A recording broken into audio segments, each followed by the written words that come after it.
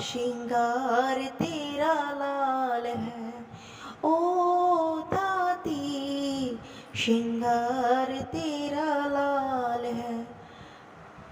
जय माता दी दोस्तों, आज हम आपको सुनाने जा रहे हैं मंगला गौरी व्रत कथा। यदि कथा सुनाने में कोई गलती हो तो हमें माफ़ कर देना, क्योंकि हमें इतनी ही कथा मिली थी और हम आपको इतनी ही सुनाने जा रहे हैं। धन्यवाद। कथा सुनिए।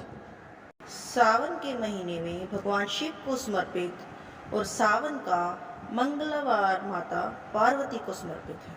सभी जानते हैं कि सावन के महीने में सोमवार को भगवान शिव की पूजा होती है और मंगलवार को माता गौरी, जो कि पार्वती का रूप है।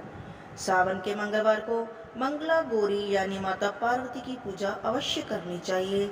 मान्यताओं के अनुसार इस दिन व्रत रखने से मनोकामना जल्दी पूरी होती है। सुहागन महिलाएं अगर इस व्रत को रखती हैं तो उन्हें अखंड सौभाग्यवती होने का वरदान प्राप्त होता है। सावन में मंगलवार को सुहागिन महिलाएं पूरे दिन व्रत रखकर शाम को मंगला गौरी की विधि विधान से पूजा अर्चना करती हैं और व्रत कथा पढ़ती हैं।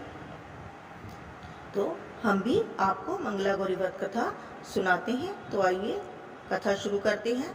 बोलो भगवान शंकर की जय, माता पार्वती की जय।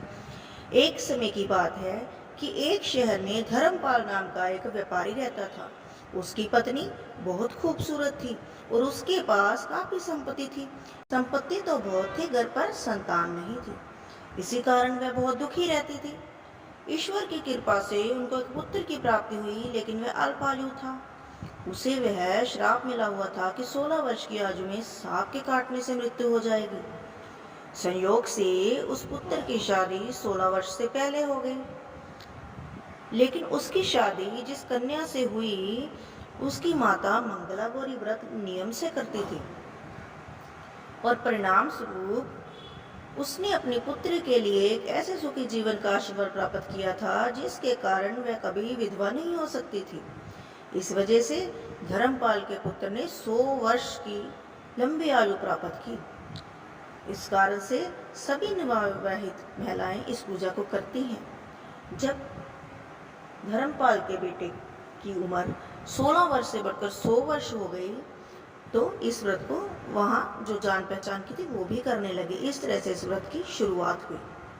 इसी कारण से नवविवाहित महिलाएं इस पूजा को जरूर करती हैं, गौरी व्रत का पालन करती हैं तथा अपने लिए एक लंबी, सुखी तथा स्थायी वैवाहिक जीवन की कामना करती हैं। जो महिला उपवास नहीं कर सकती वे भी कम से कम इस पूजा को तो करती ही है। इस कथा को सुनने के बाद विवाहित महिला अपनी सास और ननद को 16 लड्डू देती है, इसका विधान है। इसके बाद वे यही प्रसाद ब्राह्मण को भी देती है। इस विधि को पूरा करने के बाद 16 बाती वाले दिए से देवी की आरती करती है। लेकिन ये विधि आपको कब करनी है? लास्ट मंगलवार को। आप कंफ्यूज हो जाएंगे नहीं तो कि व्रत कथा में ऐसे लिखा था जी, नहीं। ये 16 लड्डू का जो उद्यापन है ये आपको लास्ट मंगलवार को करना है, जब आपका लास्ट व्रत होगा। इस विधि को पूरा करने के बाद 16 दिए की बातें, एक दिए में 16 बातें बनाकर उसकी आरती करेंगे। अंत में गौरी माता के सामने हाथ जोड़ेंगे कि हे माँ, हमारे अपराधों को क्षमा कीजिए। इस व्रत और पूजा को परिवार की खुशी के लिए लगातार 5 वर्षों तक भी आप कर सकती हैं। कहा जाता है कि इस व्रत को नियम अनुसार करने से वैवाहिक सुख में बढ़ोतरी होकर पुत्र पौत्र आदि भी अपना जीवन सुख पूर्वक गुजारते हैं। ऐसी है व्रत की महिमा।